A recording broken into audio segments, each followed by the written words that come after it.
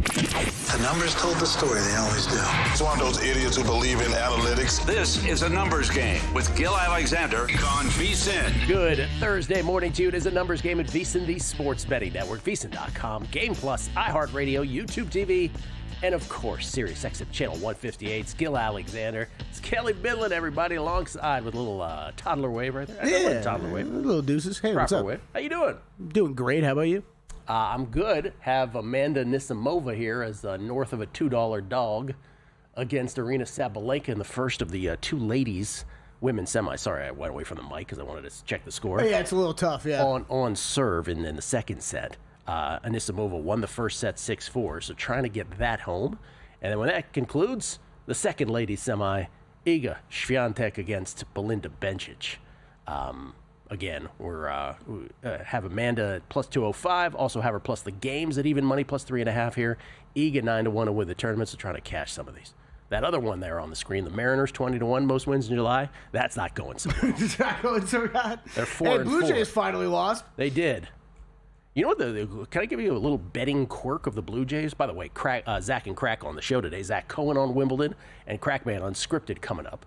We'll also do Are We Sure? Estamos Seguros. You know what a little Blue Jays betting quirk is these days? Has anybody brought this up? In the month of July, so what do we now? It's July 10th. They're winning a lot. Yes. They also, that's very, ladies and gentlemen, we are done for the day. That's I'm done. I'm done for the week. Kelly, go home. Betting quirk about the Blue Jays. If you bet them on the money line, you've done very well. Yeah, no, and they had their opportunities yesterday, by the way. I think they were like 0 for 9 with runners in scoring position, something like that. They do not strike out. So opposing pitchers against the Blue Jays, opposing starting pitchers in this run, and this goes back a little more before that, but certainly I can say this in the month of July, only one starting pitcher has gotten more than 2 Ks against the Blue Jays. So only one time, I think it was a 4K outing. So this team does not strike out. So pitcher props on the opposing pitcher, if you have been betting under Ks, you have been just cashing mercilessly on this. They have reduced it a little bit, but not enough, based on this team's ability to make contact. That is that's a fascinating trend. Are they one of the higher contact teams throughout the course of the season? I believe so, yes. Okay. I believe so. But then just an extra little spike here in the month of July then. Yes. It's been going on. I mean, people have been doing this longer than July. People have been doing it for like 4 or 5 weeks. Because, but I mean, the number of times an opposing pitcher gets over 4 Ks against them, you can count them on one hand like since late May. Wow. Yeah, it's pretty amazing. Yeah, it's pretty cool. This is probably not the best time to get in on the trend, on the prop, but yeah, you're right. It would have been great betting a few weeks ago. Well, I know someone who was doing this who mentioned this on the East Coast, so he's having a ball with it. I'm like, I don't know if it's sustainable or not, but that's what's been happening. And eventually, like when you find those things, those are great to ride for a while. You never know when it's going to fall off, but also you get priced out eventually too, right? They adjusted. Yeah, at a certain point, you're just gonna the adjustments are gonna come, and it's not gonna be worth it to bet as much anymore. Aryna Sabalenka has broken Amanda Nisimova. Ooh, you're gonna be locked in this morning. She has broken her 4-3 now in the second set as the world number 1 trying to solve Nisimova, who Aryna's not used to having the ball come back as fast as she hits it. And with Anisimova is an American player who, in 2019, she got to the semis of the French Open. I remember had her in the quarters that year against Simona Halep and won, but then in the semi she lost to Ash Barty, the eventual winner. Barty, this is all pre-Iga, by the way, 2019. And she was a girl, right? She was a little girl at that point. She was a teenage girl, and now she's a grown woman and trying to get to her first slam final here against Sabalenka. But this is long from over. I got a question for you on the men's futures board tomorrow. Yes, sir. Or men's matches tomorrow. We're in the semifinals, but futures board, this kind of intrigued me. We've got Alcaraz. He's that bad. He's down to minus 125. Is this a good time to jump in, or should you just wait till the final set if you like Alcaraz? I was staring real hard at that number this morning. I'd have no issue with you betting Alcaraz. Okay. I just think he's winning it. Again, we've all thought, this is not me alone, we've all thought it's an Alcaraz center final. We all thought Alcaraz is winning. What's Drew's comment? The men's side doesn't start till July 13th. which is Sunday. Yeah. Just with him such a heavy favorite against Fritz, and then you get Djokovic and Sinner playing each other tomorrow. Do they maybe wear each other down a little bit in that match? I don't know. Minus 125 was just I was staring at that hard this morning. The only question is, can Fritz take a set off of Alcaraz? That's kind of what I'll be looking at the handicap or trying to figure out today when I look at this. Can Fritz get a set off? My whole handicap in that Shelton Sinner match yesterday was I thought Shelton could get a set off him. Didn't happen. Yeah. And Shelton's just like, he's no answers. It's amazing. Right, Got close, how good though. These guys are. He did get close. Yeah. Match lines for that tomorrow: Sinner minus 190, Djokovic plus 165 here at Circa, and then you've got Alcaraz minus 550, Fritz plus 425. People giving Djokovic some money, huh? That's a little shorter than it was. Yeah. It is everything that I'm staring at on my screen, minus 200 or shorter. Can we talk about what's going on here next week? I think we should probably do that. I'm away on vacation the next 2 weeks. So, again, if Iga happens to win this, you won't have to deal with me being insufferable. So, congratulations to all. But next week, what are you guys doing on the show? Well, it's training camp week on the network. So what you're going to hear all week on the network is a lot of football talk. We're going to be doing a lot. This coincides with one of the lighter weeks in sports. Obviously, that is why Gil is All-Star out. Week. Yeah, All-Star Week. Yeah. Your baseball. You're light on baseball. You got the Open Championship going next week. But outside of that, there's not much going on. So network wide, we'll be doing training camp week. You're going to hear a lot of football preview talk, whether that's college football, NFL, get you ready for fantasy as well. But specifically on this show, you're getting canceled. Numbers game got canceled. It's going to become VSiN's training camp today. Oh, wow. Yeah. This is a tough way to find out. It's weird delivering this news to you like this, Gil. But so Numbers game has been canceled for 1 week. Okay, for 1 week. Sure. So it will be VSiN's training camp today with myself, Nick Whale, and Jeff Erickson. So we're kind of combining me and the Prop Points crew, and we're going to just talk. It is going to be 2 hours every single day of football talk, NFL previews, deep diving on all the season-long props, win totals, divisions, everything that we can think of that we can get into a week. We will. We'll talk a lot of fantasy, college football as well. A lot of college football guests, I have a feeling, is what that's going to end up being. So it'll be a fun week, a little bit different, though, from what you typically hear from a numbers game. And then the following week, we'll be back with the numbers game. Okay. And that'll be you with a who's who. Yeah, I'm in Montreal next weekend, so this is a little, the schedule's all over the place. When I come back on Tuesday, will be me and Matt Brown Tuesday, Wednesday, and then me and Steve Fezzik. Bang! Are we allowed to announce that yet? Me and Steve Fezzik just did. Thursday and Friday, you got Fezzik and Bidlin for 2 hours. That's right. That's not next week, but the week after. That's right. Mark your calendars. Let's go, Stevie Fezzik. Love it. Want an update from the Scottish Open where I'm getting a little angry? Sure. All right, right now we are about starting the second wave of golfers, pretty much. At the top of the leaderboard, Nico Echeverria, he's been playing some good golf this year, 6 under par. He is in the clubhouse already, as well as Sepp Straka, who I've kind of laid off the past couple of weeks. I actually thought he had kind of hit his peak this season and had kind of been stumbling the past couple of weeks. So I would say this is interesting to monitor for me, at least, too. Obviously, if you've been listening to this show, you listen to Long Shots. I've been high on Straka for the past couple years, but cashed a couple nice tickets on him this year. So he's been kind of off my radar. Let's see if he gets back on it for heading into the Open Championship next week. And then the one I am most furious about, Gil, I hit on this lightly yesterday when we were talking about it. Bet Jake Knapp in a matchup. That's all I ended up betting him. He was, in my last 16 round models, he was my second highest rated golfer in the field. But I could not, with the field that he's playing in this week, the studs that are playing in this, and his lack of experience kind of in Europe, I was like, all right, no, don't go crazy. Let me dial it back. This sounds like me. Maybe a first-round leader playing. Of course, there he is. Jake Knapp, 6 under par with a share of the lead after his first round.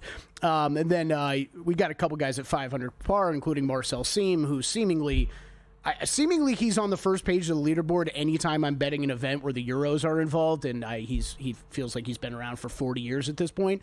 But yeah, he's there. Scheffler's 3 under par, so this tournament's probably already over. Ludwig 3 under par. I'll be watching him. Sam Burns 3 under par as well. Those were 2 of my heavier bet guys. That is part of, once again, the mind screwery of sports betting. it again, and this is why if it were easy, everybody would do it, right? But beyond the big beautiful bill stuff and the limiting and all of that you have to do as external factors, when you are originating, right? When you are a what do they call it, a bottom up handicapper is the term the kids use today. You have to constantly, on a day-to-day basis, or at least a sport that's daily, maybe it's not daily, maybe it's weekly like golf, you have to, if you're like Rufus, right, you have complete fealty to your model. There is no emotion. He openly admits, right, Rufus Peabody, yes. great sports bettor, he openly admits, he goes, the more that I put my opinion into it, the worse I do, right? We probably don't have as much confidence in our modeling as he does in his. And so, I talked about this with grass tennis, right? It's like, it says this, but Dimitrov looks like he could beat Sinner, but I'm not going to play it because it's Dimitrov. And to be fair, there are external factors, right, that are not baked into our numbers that you need to take into account, right? Or so we decide there are. Or we decide there are. This is what I mean. Or so we decide, and to the extent that we. Sometimes our thinking works out to the good, but when it doesn't, it's particularly frustrating. And we are, I say this all the time with golf. We're halfway through round one. A lot of things could change, obviously, but is there anything more annoying to you in tennis when you ignore something in your numbers and then it plays out? Big dog winners that I leave on the board, more annoying than an actual loss. Yep. It's like a stock market thing. No, if you identify a stock and then it soars, but you didn't buy in, you didn't go long, worse than almost losing money. So it's ridiculous psychology. Coming back, Zack Cohen on Wimbledon and more next.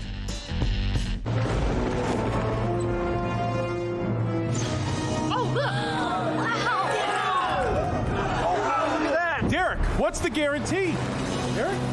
Mike, time to make history. Players in Circa Million make 5 picks against the spread each week with quarterly and full season payouts. Circa Survivor entries choose one team each week with no point spread. The last one standing wins it all. We have $21 million on the line. Are you in? Visit circasports.com for details. So, Paulie, have you had a chance to read the VSiN Daily yet? Yeah, came in at 3 a.m. What's Bill doing up that late? Well, rumor has it starts off with a 12-hour meditation session. Then he just pours himself over film and live TV, really focusing and taking it all in. Bill's in with the biggest insiders, talking trade secrets, strategies, the whole nine, absorbing the info. And then and only then can the writing process begin.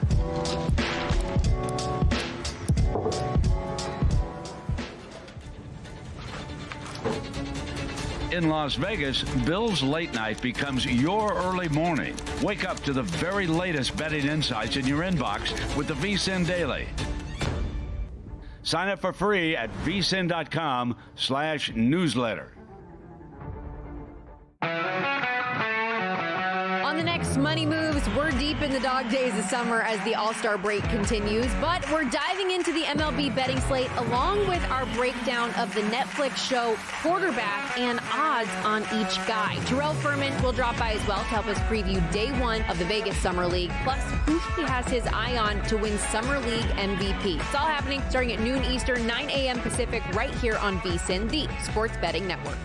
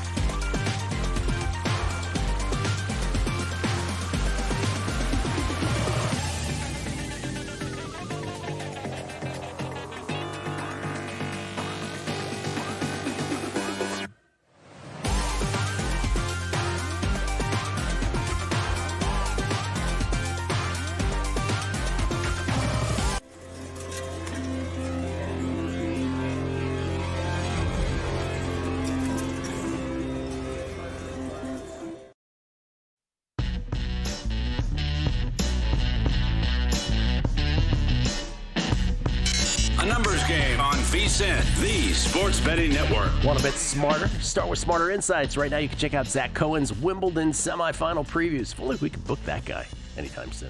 Zack Cohen. Greg Peterson's MLB best bets. Zach also has his NBA Summer League best bets. Again, if only we could find Zach.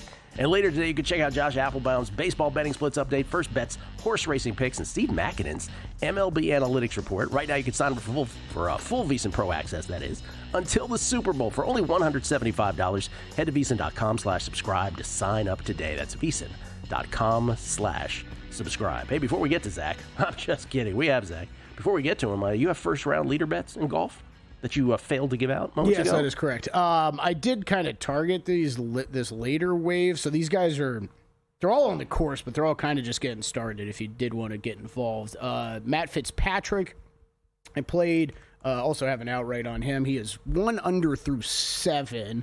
So up to you if you want to get on these guys live. Harry Hall, 70-1. He is 2 under, I believe, right now. Harry, where are you? 2 under through 8. And then Max Grazerman, 80-1. He is 1 over right now, just a couple holes in. So if anybody wanted to get involved, just wanted to make sure I brought those up. Okay. We get tweets at Beat of the Book. I just want to read a couple of these. Ted on 10. Been listening to Gil for a few years now. Thanks for all the great content. Kelly is the best. Shocked to learn he doesn't look like Artie Lang, though. That was a it was a very interesting tweet received this morning. I don't know. I was like, I'm totally reading that. I don't know what I would think you'd look like. Artie Lang would not have come to mind. Yeah, that's the first I've heard that. But you know what? Artie Lang, whatever, he had some success. Well, I'm not going to be insulted by that. Mike Palm has tweeted. He says, give me Cliff Drysdale on the call for a major semi or final over just about anyone, he says. I don't know if I agree with that. Okay. I don't know what he adds. Give me Brad Gilbert on everything as a color guy, though. That's for sure. Jesse Welch, I don't know about y'all, but I just listened to the Deep Dive Pod with Drew and Andy on the taco holders, and I'm even more hyped for this team this season, and I'm not even a fan of the commies. LOL. He's talking about the Washington football team. Woofed. Yeah, man. Maybe I should listen to that, get hyped, too. Love those uniforms. Love those alternate uniforms, which they're going to wear 3 times this year. Throwback to the Joe Gibbs glory days. Why don't they just change them back completely? Not that their new ones are bad, but that's a great uniform. It is, but I like the burgundy on burgundy new ones and the black on black one. I like all that stuff. Okay, all right. Yeah.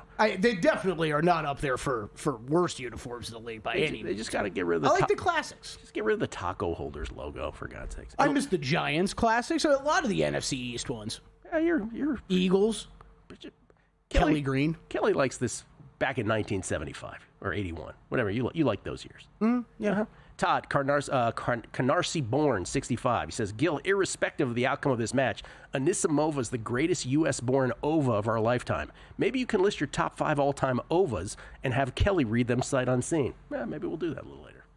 Top 5 OVAs coming up. Trying to think of Oh, I got a bunch for you. You do? I'm just thinking out in my head right now. I'm like, there's Mukova, however you say her name. Mike Montesano, our buddy, what's the betting handle going to be tonight with Cooper Flagg versus Bronny? I don't know. Maybe we should bring Zack Cohen in for all this talk. He's coming up next segment. Oh, next segment's not this segment? Yeah, that was a great intro, though.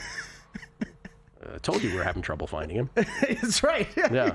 I don't know. That's interesting. What will the handle be? Higher in Las Vegas than anywhere else. Yeah, but will it be the equivalent of what? A standard regular season game between, I don't know, Charlotte and Washington, or will it exceed that? I would think it would exceed it, but maybe I'm completely wrong.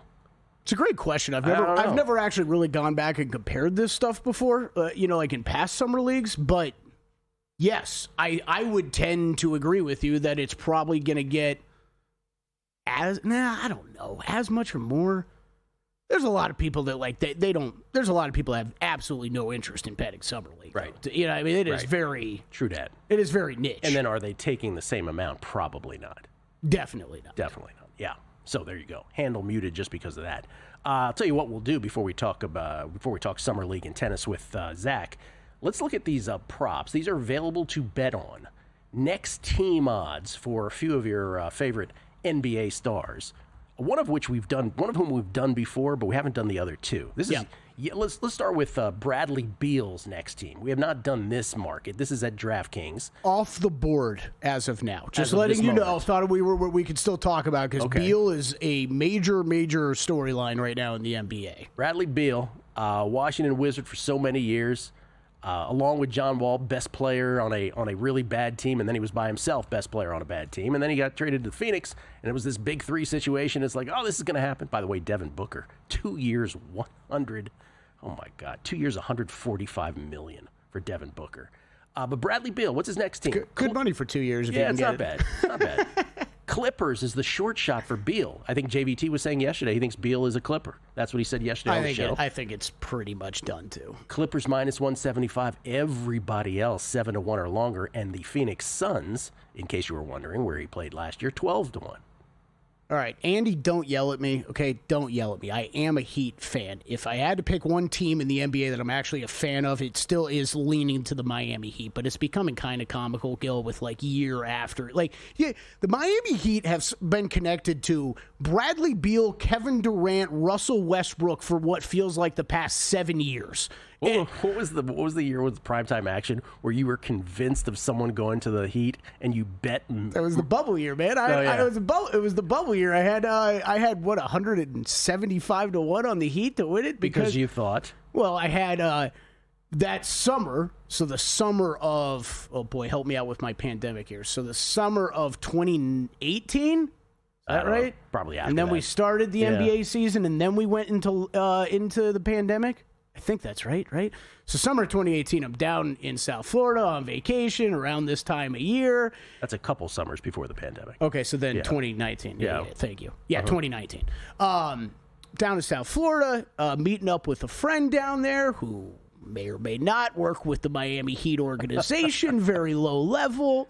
And we're out having some cocktails, and he is just it is all we're talking about is Westbrook. The office is going crazy. Westbrook is coming, and everything's getting lined up right now. And I'm like.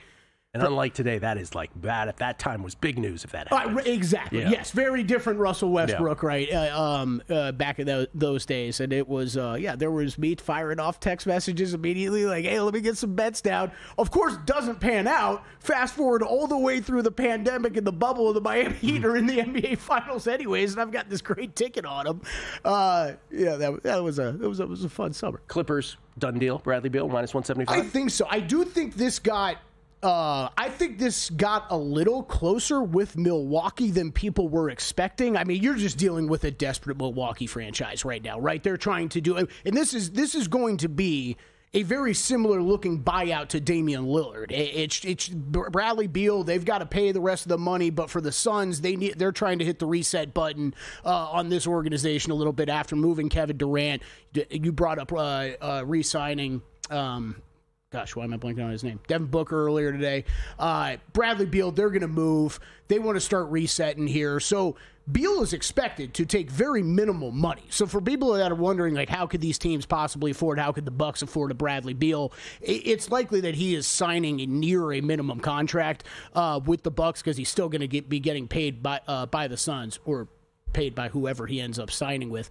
I think it's going to be the Clippers. To me, Gil, when we were sitting here talking about that Norman Powell trade, that was too curious to me. Not on the surface that John Collins coming back was bad or that was a bad trade, but they very willingly shipped away some very good shooting from their team that I thought there was a little signal after that move that Bradley Beal was lined up to go to the Clippers. So this is off the board now. I think that's what it's looking like right now. LeBron James, next team.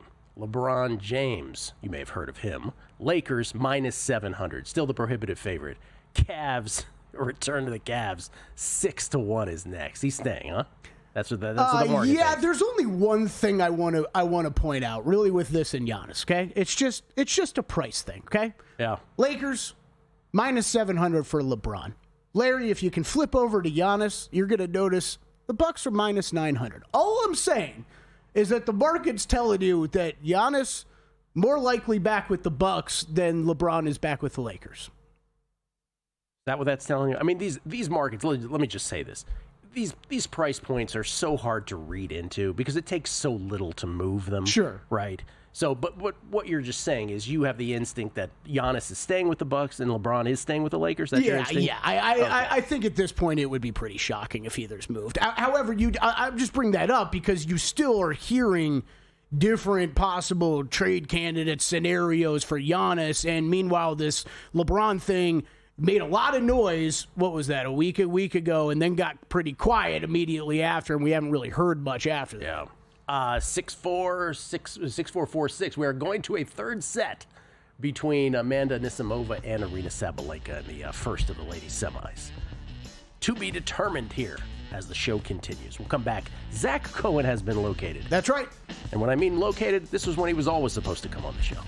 Right after the break, we'll talk Wimbledon with him and his thoughts on Summer League. He's got some bets right here in Vegas. Coming back, a numbers game at VSiN, the Sports Betting Network.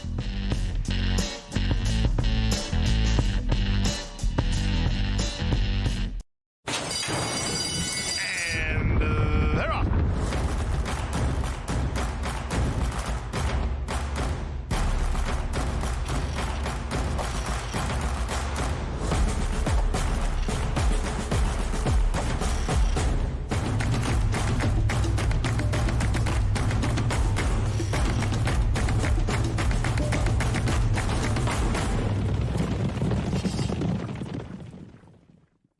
Gear up for football season the sharp way with a VSiN Pro subscription. Right now, grab our football special for just $175. An early bird deal that gives you full VSiN access through the Super Bowl. That includes our NFL betting guide, loaded with team previews, power ratings, and season-long best bets. Plus, pro picks sent to your inbox daily, betting splits from DraftKings and Circa, live shows on the VSiN Watch app, and so much more. Don't wait. Sign up now at VSiN.com/subscribe and join us on the Sports Betting Network.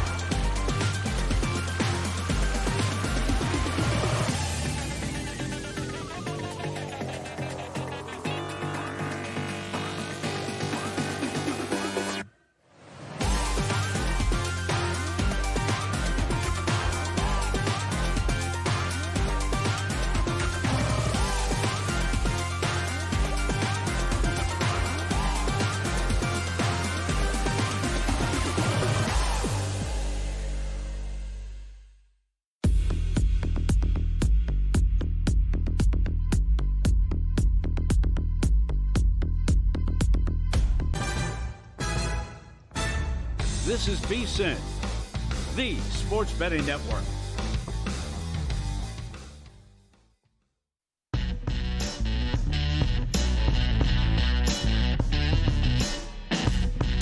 A numbers game on VSiN, the sports betting network. Back to the numbers game live at Circa Resort Casino, downtown Las Vegas, Nevada. We get tweets at Beating the Book. This is from Mamba. He says, best ova is Paulina Porisk Ova. You know who that is, Kelly? No. She was a model. She was a swimsuit. She was on Sports Illustrated swimsuit issue many years. And she ended up marrying the lead singer of the group The Cars. Do you know who The Cars are? Now, let me put it this way. As soon as I punched in Paulina, it's the first name that pops up. So Oh, there I you guess go. she's kind of a big deal. Yes, I know the Cars are. Mike Rouse. Did Jeff Sherman give away your secret sushi location? What did Jeff Sherman say? He says, off-strip sushi at Sen of Japan. No, I've talked about Sen of Japan before on the show. Really good sushi. Right by the ballpark there, where the Aviators play. Sen, S-E-N. Yeah, good spot. Top 3 location in Vegas. There's some good spots, just period. I'm going to say in top that 4. Location. Top 4. Yeah. And then Auburnist says, are you live betting Wimbledon any? Well, not right now. But, because I'm doing a show. But Arina Sabalenka breaks Anisimova to start set number 3. And you know who had this pegged? Zack Cohen, part of the glue that holds this whole operation together. You can follow him on Twitter at BettingOnX. Joins us now, courtesy of the Progressive Guest Line. Good morning, sir. How are you? Good. How are you guys doing? Doing very well. What was your bet in this match? So I had Anisimova plus 1.5 sets as a bigger play, and then I also sprinkled the money line. But I did mention in the write-up that I don't really trust her to play with leads, and I said it in a spot yesterday. There's been a little bit of a push and pull with Sabalenka too, where she's played like sloppy Sabalenka at points throughout this tournament. Yes. I really thought she should have lost to Raducanu, but too. I do think that we've kind of seen some of that championship medal get her over the finish line a few times, and I think this match you're seeing kind of the perfect storm of both. Where Anisimova is a player that has trouble, reaching the finish line, and Sabalenka has learned how to win a little bit. They both do a whole bunch of talking to themselves during a match when things don't go their way. It is it's not just tennis; it's like a psychology event with the two of them. What is your play in the rest of the semis? So we have Iga and Belinda Bencic today, and then the men's semis tomorrow. What is left today? Yeah, so I took a juiced minus 3.5 with Iga. I think that this is the type of matchup that she really never loses. And I know I'm probably jinxing her a little bit here, but the 3 matches she just played are the ones that she tends to have trouble with, especially on faster surfaces. She played Danielle Collins, Clara Tauson, and Ludmila Samsonova. Players that can hit that big from the baseline are the ones that can give her problems. She easily handled all of them. Now she gets to play a player where her serve is bigger, her game from the back of the court is bigger, she's a better mover. I really think this is the type of match where you really see her kind of step on a throat and win a set 6-1 or 6-2 at some point. So even if she were to lose a close set somewhere along the line, I still think she's going to cover 3.5 against Bencic. From your lips to God, as my mom used to say. All right, till tomorrow, where we have, I don't want to offend the opponents here in Taylor Fritz and Novak Djokovic. He have 24 Grand Slam singles titles, but Sinner and Alcaraz, pretty big favorites. Alcaraz especially against Fritz, an over $5 favorite. What are your plays in those 2 matches tomorrow? Well, I will say with Sinner, he is a big favorite, but when you look at what happened at Roland Garros, he opened as a minus 450 favorite, only opened at minus 215 here. So I do think that the odds makers are telling us it's going to be a little bit closer of a match. That's why if I had to take something traditional, I'd probably go over 38.5 games or over 3.5 sets. I ultimately landed on over 0.5 tiebreakers, which just means there's going to be a tiebreaker played at some point in the match. They've played 3 straight matches with tiebreakers, 1 tiebreaker in 5 of their last 7. And the match that they played in the round robin play at the Nitto ATP Finals in 2023, they played 2 tiebreakers in a best of 3. So I just think these two have had a lot of trouble returning each other's serves. DK had that at minus 140. I think that was the best play that you could make on that match. For the other one, I'd go over 3.5 sets with Fritz and Alcaraz, and that is just a little bit to do with Fritz's sturdiness as a server and baseliner against Alcaraz, who we know likes to put on the show a little bit, can trouble himself a little by getting a little too creative out there and playing to the crowd. I think that we've seen throughout his career he's a tough player to back when it comes to against the spread or over unders. He tends to go over. And Amanda Anisimova breaks back. Let's go, Mandy. Oh wow, that's what Todd Wishnev calls her, Mandy. No idea why. Boy, so we are on serve, back on serve at set number 3. All right, NBA Summer League. First of all, how into this are you from like just a macro betting standpoint? In other words, do you bet futures on this? I would assume so, but do you bet individual games too, or do you stay away from that? I'm doing a little bit of both. I'm doing daily best bets for the website. It's not something I've always done, and I'm not going to suggest going too heavy on it, but I do think it's something where you can always find value. I think you can find value in anything you're betting, so it's not something that I would just be looking to completely avoid, as we have seen some people on X suggesting. So I do have some Summer League futures. I have daily best bets, have some plays today, and I'm happy to talk about them. All right, let's talk about the dailies first before we get to the futures. Yeah, so I took the Nets plus 5.5 against the Thunder. That is down to 4.5 now. I would still play it there. I think it's a game that Brooklyn very well could win. I think that there's been some, I don't know, just animosity towards what the Nets did in that draft. I think people were pretty unhappy with the 5 selections that they made. But the fact that they made 4 picks that are going to be playing in this summer league says something when it comes to talent on the roster. There are 4 guys on this team that are very talented. 2 of them, Ben Saraf and Nolan Traore, are professional players that just played pros overseas. They should not be, fazed by this environment whatsoever. They should look quite good in what's really more of like an AAU pickup ball style. So I do think that this Nets team is being slept on a little bit, especially when you consider that they also have Drew Timme on the roster, and Timme dominated the G League last year, had a 50-point game late in the season. I just think that we're sleeping on them a little bit because we like to hate on what they did in that draft. Do they put out more? Kelly's smirking. Why are you smirking? I totally missed Drew Timme dropping 50 in a G League game this year. Yeah. Okay. Do they do an MVP for Summer League or anything like that? Yeah, they do. All right, they do. What is the Ben Saraf number? I'm curious. I'll pull it up. You guys keep chatting. Hold on. Ben Saraf, who the Brooklyn Nets made history drafting Joe Wolf and Ben Saraf back to back. I don't need to tell you what kind of history that was. But you're right about Saraf, right? He's a pro player, so you never know. He could show up and just absolutely roll in something like this. Wolf's an upperclassman too. Yeah. Like these are guys that I expect to be good in Summer League. I just think that people wanted to hate on them, and I know the Thunder just played in the Utah Summer League. Maybe that has a little bit to do with it. There's a little more continuity there. Like these teams are just thrown together for a few days to practice. They've now played a few games together, so I did right. Maybe the first half goes OKC's way, but I do think Brooklyn is the more talented team, will end up covering and possibly winning. Any other games you bet? Yeah, I also took the Lakers money line. It was minus 142 yesterday. It's out to minus 170 now. This is a little bit of a fade on the public, which I believe will be grabbing Cooper Flagg in his first taste of Summer League action. They are playing the Mavericks tonight. I think that this Lakers team, they are another one that just played the California Classic, played 4 games together. Then one of the players on that team stood out like in a big way. It was Darius Bazley, a former high-name prospect who passed on college, took an internship at New Balance. His career hasn't quite panned out. He was by far the best player in California last week, had a monstrous game to end it all, and he's going to be the one that ends up guarding Flagg in this game. It's going to be a nice little introduction to action for the number 1 pick. I think we're going to see the Lakers find a way to win that one. Okay. By the way, a lot of young, tall kids walking around the area. All the Summer League kids are in. Yeah. And it's one of those situations too where usually you can recognize people. This is one where you're like, oh, it's I don't know who that is. I don't know who that is either. All right, what numbers did you want? This is, by the way, MVP not listed everywhere, not listed at many books. Ben Saraf not listed at FanDuel, which actually has it up. Not Would listed. you like odds on anybody else?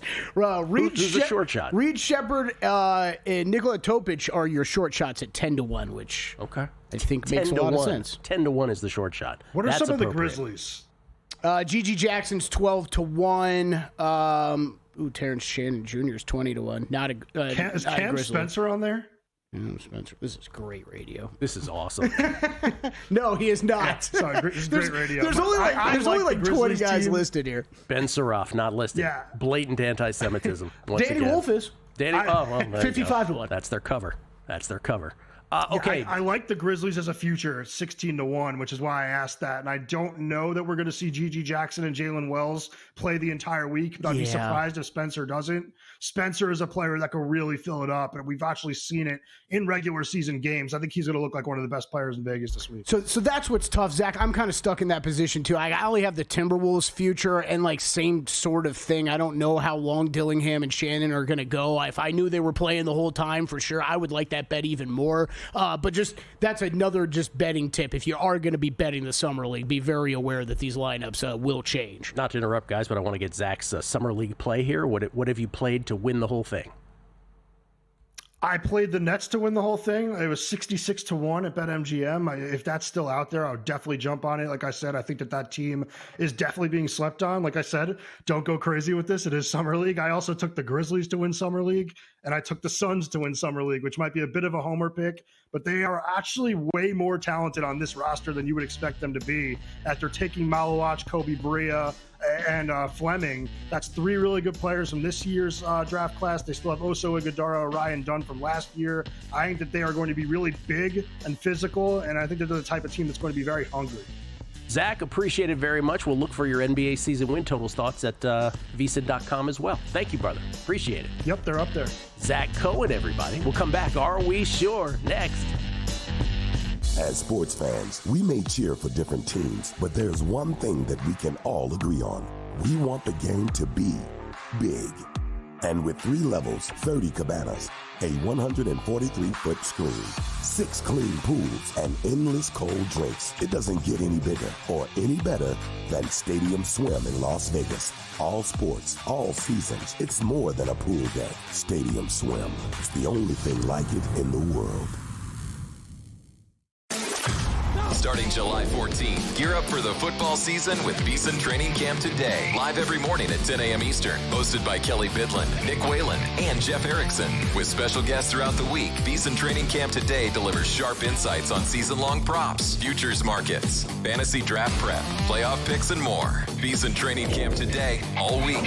Starting July 14th at 10 a.m. Eastern. Powered by the experts at VSiN. The Sports Betting Network.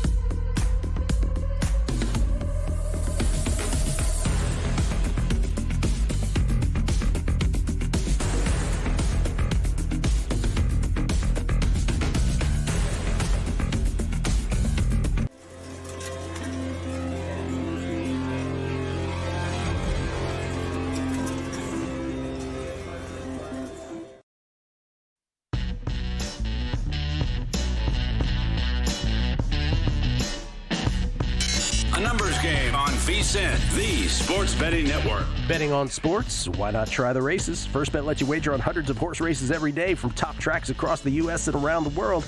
Sign up at firstbet.com. That's the number one, stbet.com. Use promo code VSiN200 to claim a 20% rebate for your first 60 days up to $200. Head to firstbet.com today. It's Gil Alexander. It's Kelly Bidlin. Amanda Anisimova, not only with the break back, but now she consolidates the break, because that's what you do after the break back.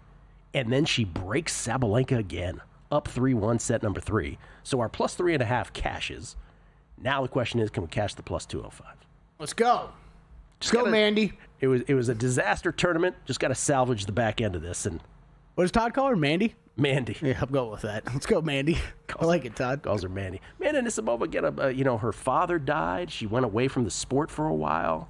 Now she's back trying to get to her first slam final here. How old is she? What is Amanda now? She's been on tour forever. Amanda Anisimova is Amanda K. Victoria Anisimova. Guess what? She's still only 23 years old. That's amazing. She's been on tour forever. But that's how tennis goes, man. You ready to do Are We Sure? Let's do it. Okay. You here, by the way? You here? You're okay? Yeah. Oh, okay, you're just doing some stuff. Just doing things. Ladies and gentlemen, it's time for Are We Sure? Estamos seguros? You think you know what's going on in the sports betting world? Are you sure? I'm positive. Gil and Kelly tackle the hard-hitting questions on another exciting edition of Are We Sure? Let's do it. Hey, Gil. Yes, sir. We sure MLB umpires will eventually be replaced by an automated system? Oh, will they be replaced by it or aided by it? Replaced. I'm not 100% sure about that. The question remains, will there be a challenge system where players really don't want that? Or will they be completely replaced? I mean, I'd love to see it completely replaced, but, a lot of people want to see that human element. I don't know why. So I'm not 100% sure they'll be replaced. Not 100% sure. Get rid of as many refs as we can. That's what I say. Tennis has shown us the way. Everybody follows. Really has. Are we sure the Blue Jays will have the most wins in the month of July? Right, but remember, in tennis, there's still an umpire, so there's still a human presence as well. What was the question? I'm sorry. Are we sure the Blue Jays will have the most wins in the month of July? No, we're not. Can we show the July most win standings? No, we're not sure, because they're 8-1, and looky here, the Red Sox are 7-1, and the Royals are 7-2. Everybody have that? I kind of asked this, Gil, because I was shocked when I pulled up the live odds over at DraftKings yesterday, and Blue Jays before their game. Yeah. Blue Jays were down to like plus 130. Oh, that's a terrible price. I was like, what? Their schedule after the Athletics here in the next series gets much more difficult. By the way, Brewers, Tigers, and Giants, who lost 13-0 to the Phillies after the walk-off inside the Parker the other night, they're all 6-3. So it's a scrum at the top. I mean, Blue Jays, even with that, even if the 8-0 start, it's a long way to go. 17. They do have one game in pocket, though, left on the schedule, more than those other 5 teams I just mentioned. Our Mariners, 4-4 after the Yankees beat them yesterday. Mariners hit like 14 homers yesterday and still lost by 3. That's tough to do. Yeah, no, they didn't hit Cal Raleigh had 6 of them? No. Yeah, no, I think they had like 4 homers. Didn't matter. That leads me to my next question, actually. Yeah. Are we sure Aaron Judge will finish the season with the most home runs in Major League Baseball? No, I'm not sure about that. Cal Raleigh could beat him. But Aaron Judge is still, again, we've talked about this. Don't bet Cal Raleigh for MVP, because Aaron Judge dwarfs him in all other categories. But no, am I sure that he'll win, that he'll have the most home runs? No. It's very impressive, though, what Raleigh's done, because if I had told you in April, right, Judge would have this many home runs at this point, we'd all be like, yeah, he's going to lead. He's going to lead. 36 now for Cal Raleigh. 36. Are we sure Novak Djokovic cannot win Wimbledon? I'm sure about it. Am I 100% sure? No, but I'm 98.9% sure. I like it. Take a stand. Yeah, no, he's not winning it. He's not winning it. I mean, what else does the guy have to prove? The only 2 players in tennis he can't beat, and he's 37 years old now, or 38? Novak is. I lose track always. Let me get the exact number for you. But I'm sure he's not going to win. 38. 38. Okay, are we sure Novak will never win another Grand Slam. I am also sure about that. Because Wimbledon is his best shot, and he's still not going to be... It would take Alcaraz and Sinner to both be hurt. And as Drew pointed out the other day, he's left a couple on the table, right? Yeah. The one where he hit the linesman at the U.S. Open, which Dominic Thiem ended up winning. And then the vaccine year, right? The vaccine year. The vaccine year. He got deported from Australia. What was he like? What was that story? Wasn't he locked up in a hotel for like a month or something? They were all locked up in hotels. Like, it was bad. We forget how bad that Australian... And then they sent him home? Was it Badosa or somebody was like locked up I say. I mean, she was trapped for like 14 days or more or something like that. They sent him back because Australia wasn't playing around. Man. They're like, if you're not vaccinated, you can't come in. And he came and they said, goodbye. All right. So I'm sure he's not going to win another. And there's nothing wrong with that. 24 is tied with Margaret Court for the most singles titles ever. Most on the men's side. How many more years do you think he'll try? A couple more. Okay. So even like he goes winless next year, you think he's still back for a little bit more? I mean, that's being tied is annoying, right? You're going to want to do everything you can to try to get that yourself. Well, he's already the men's title. I mean, he's got more than Nadal, who has 22, and he's got more than Federer, who has 20. Yeah. So I mean, he is by that measure the greatest of all time. We all have our preferences. I'm a Roger guy, but what does he have to prove? All right, from the VSiN NFL betting guide. Oh. All 26 experts asked selected the Bills to win the AFC East. Are we sure the Buffalo Bills will win the AFC East? Yeah, as long as Josh Allen doesn't get hurt. Yep, we're sure.